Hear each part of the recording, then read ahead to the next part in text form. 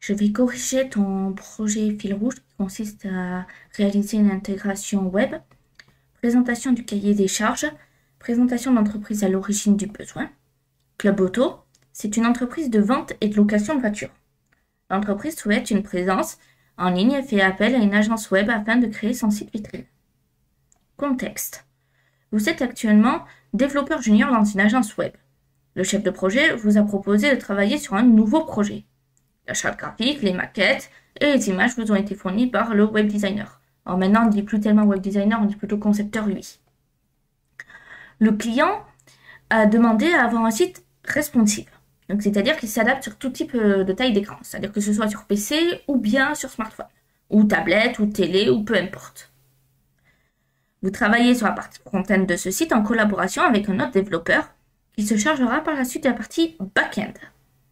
Votre mission sera d'intégrer les maquettes en page web grâce à HTML, CSS. Alors, on peut utiliser d'autres choses que HTML, CSS, mais là, ça demande HTML, CSS, avec le maximum de précision, afin que la page web soit la plus ressemblante possible aux maquettes. Expression de la demande, réalisation attendue de l'apprenant.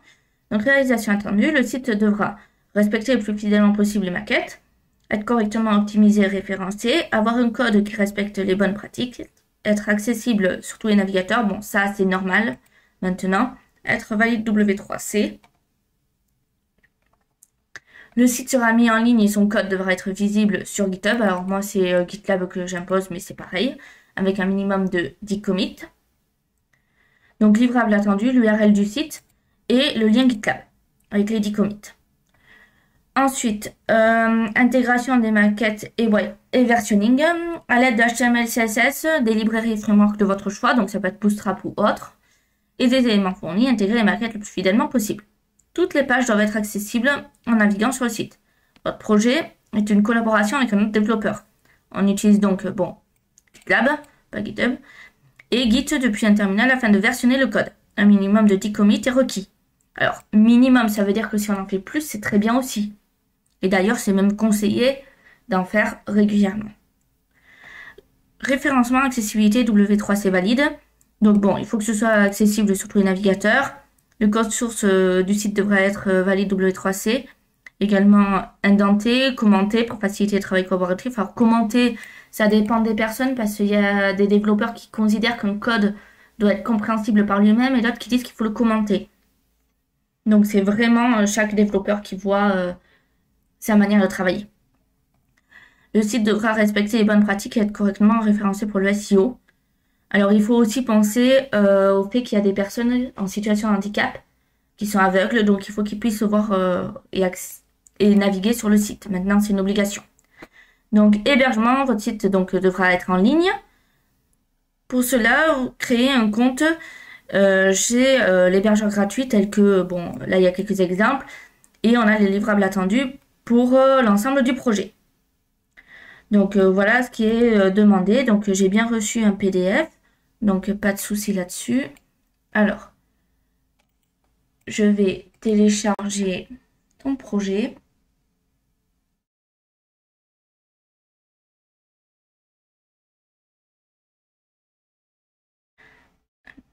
Alors je fais sur le côté parce qu'il y a ton nom et prénom et il faut que je le supprime.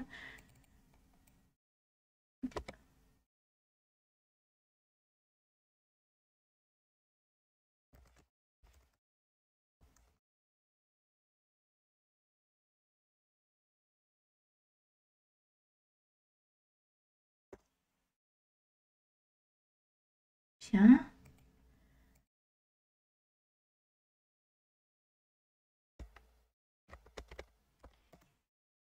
Voilà. Donc,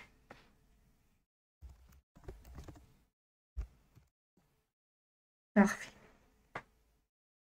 Ok. Donc maintenant, voici donc GitLab. Donc là, c'est très bien, exception faite qu'avec un point gitignore, tu aurais pu enlever ce dossier en fait, au lieu de l'envoyer sur GitLab. Si tu avais fait un fichier .gitignore et que tu avais mis .vscode dedans, ça aurait ignoré ton dossier .vscode, qui n'est pas forcément utile ni pertinent d'envoyer sur GitLab. Ensuite, là, on a un README, donc c'est très bien. On a l'objectif du projet, les technologies utilisées et la structure du projet. Donc là, c'est parfait. Ensuite, question branche par contre. Alors là où ça coince, c'est que on n'en a que 2. Alors qu'il faut une branche par fonctionnalité. Et surtout, la nomenclature n'est pas bonne. Chaque fois que tu crées une fonctionnalité, tu l'appelles feature / ma fonctionnalité. Donc c'est-à-dire, c'est important à retenir parce que c'est comme ça que ça fonctionne en entreprise. Quand tu crées une nouvelle fonctionnalité, tu nommes feature / ma fonctionnalité. Donc, je vais mettre comme ceci. Fonctionnalité. Si c'est pour corriger un bug, c'est fix / mon bug. Donc ce que cela donne, c'est par exemple feature / index. Feature / product.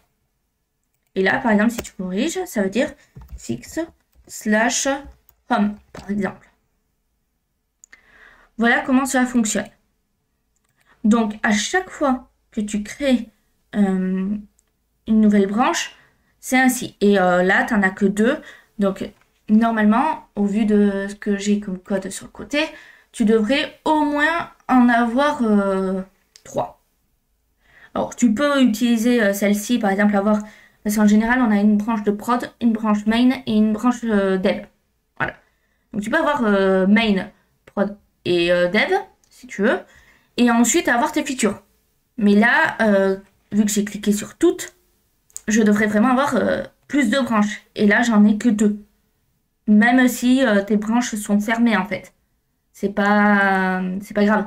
Mais là, j'en ai que 2, donc il en manque, en fait. Donc, voici ce que tu as fait. Donc ça, je ferme. Alors, concernant les commits, maintenant.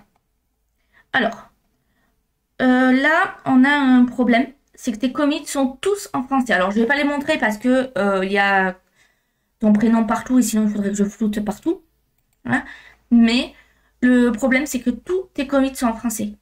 Dis-toi, si demain, je dois bosser avec une personne qui habite en Italie et qui ne parle que italien, on va essayer de trouver, comment dire, un juste milieu, c'est-à-dire un terrain d'entente. Et le terrain d'entente, c'est l'anglais. Donc là, le problème, c'est que tu n'as écrit qu'en français. Donc la personne qui parle que italien et anglais, ben, il va pas te comprendre, malheureusement.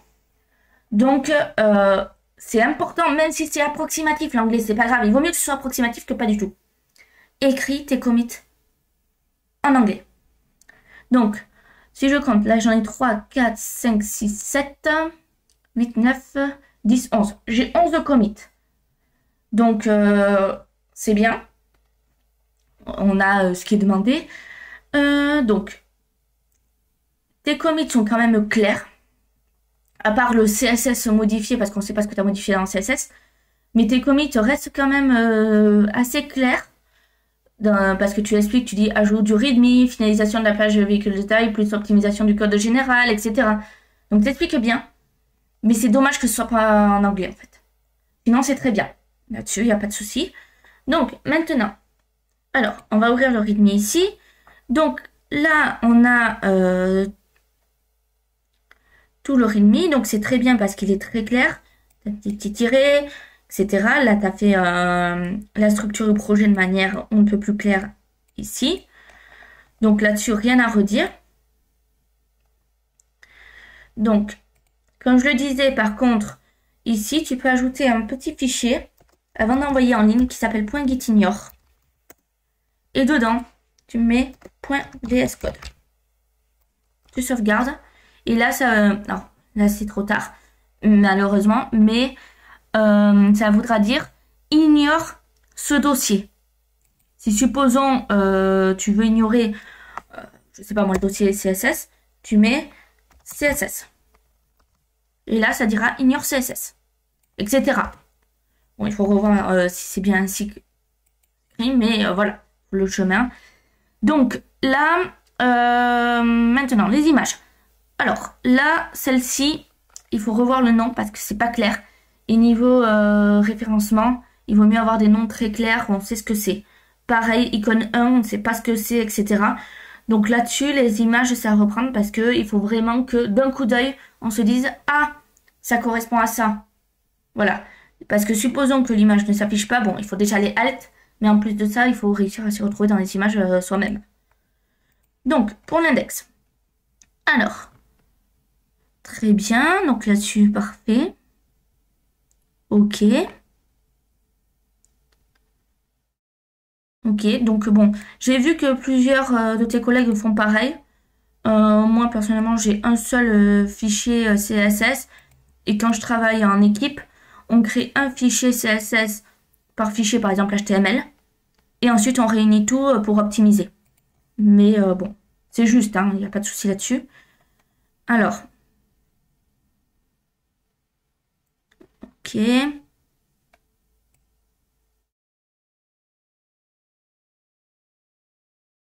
Alors, ok, là c'est bon. Non, là c'est pas bon. Pourquoi? Alors, ton image, il est ici, à la racine. Donc, là, ce que tu dis point, point, ça veut dire reviens en arrière. T'es dans index, hein. T'es pas dans... Donc, c'est point slash. Alors, je vais réouvrir ici. Quand tu es dans index et que tu veux atteindre ton dossier, donc on va dire que tu as une structure comme ça. Image, CSS, voilà. Tu es dans index. Et tu veux aller dans image. Le chemin, c'est point slash image slash mon image.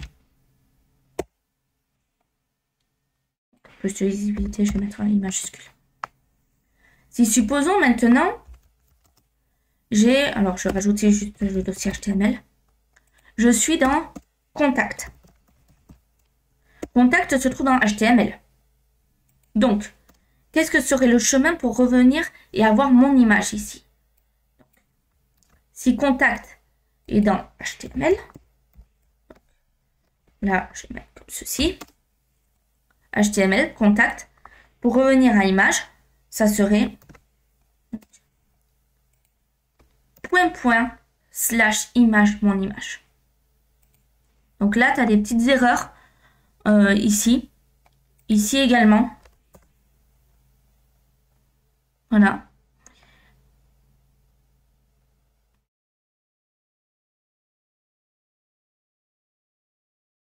Très bien. Donc là, pas de souci. Donc là, à la rigueur, ce que tu peux faire, vu que tu es déjà dans l'index, tu peux mettre un dièse. Si tu veux. Mais mettre index, c'est juste aussi. Donc point slash, ça c'est bon. Donc ça, tu vois, tu l'as mis déjà. Ça c'est bon.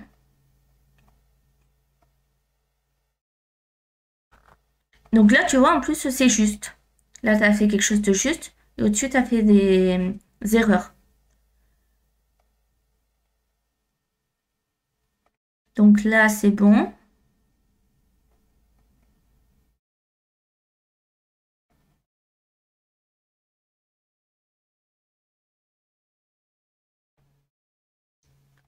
Donc après, comme je l'ai dit, hein, pensez à renommer les images. Alors.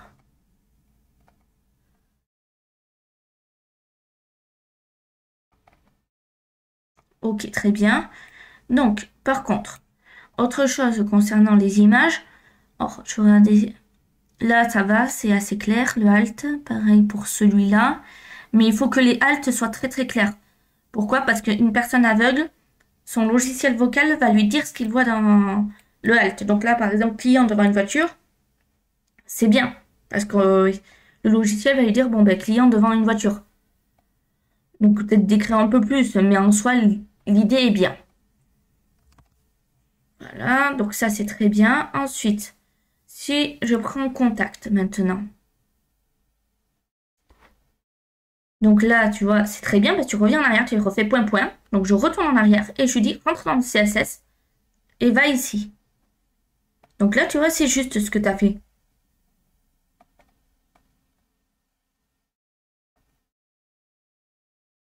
Alors, non, là, c'est faux par contre. Là, tu es ici, dans HTML, dans Contact, tu es juste à côté de Vehicle Details. T'as pas besoin de lui dire retourne en arrière. Tu lui dis juste, t'es à côté, ben trouve-le à côté. Donc ça, ok, très bien.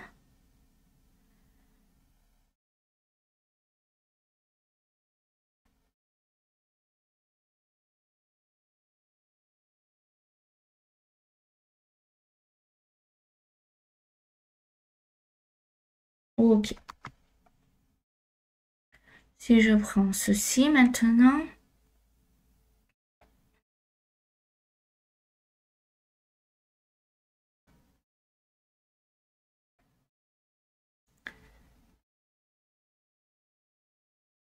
Là, directement, tu peux mettre. Hop. Et là, par contre, c'est point. Il te manque tes points. Là, pas la peine. Alors, je sais pas si c'est volontaire, mais là, t'as un doublon. J'ai pas encore regardé le site, hein. Mais sinon, c'est très bien ce que tu as fait. À part les petits détails, c'est bien. Donc, là. Donc là, c'est le site que tu as hébergé sur Netlify. Donc, comme on peut le voir, bon, ça fonctionne, hein, c'est bien. J'ai rien à redire. Si je vais sur vente. Là. Alors, par contre, essayer de... Je pense que là, il y a un petit souci, que ça devrait être plus grand. Donc, location, il n'y a pas. Si je vais sur contact, OK. Maintenant, si je fais inspecter pour voir le responsive,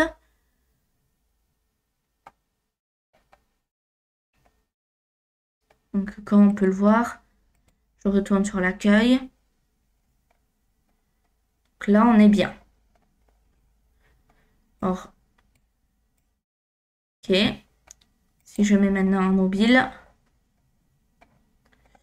là, le texte, c'est un peu compliqué. Et l'image aussi. Donc là, c'est à corriger, à retravailler. Regarde bien la grille Bootstrap avec tous les cols. Col-LG- le chiffre. Col-MD- le chiffre. Ça va t'aider en fait à adapter la taille de l'image, du texte, en fonction de ta taille d'écran. Alors, ça n'empêche pas de faire des media queries aussi hein, quand il y a besoin. Mais ça t'aidera à corriger ton code. Donc sinon, c'est bien dans l'ensemble, c'est du bon travail, continue comme ça.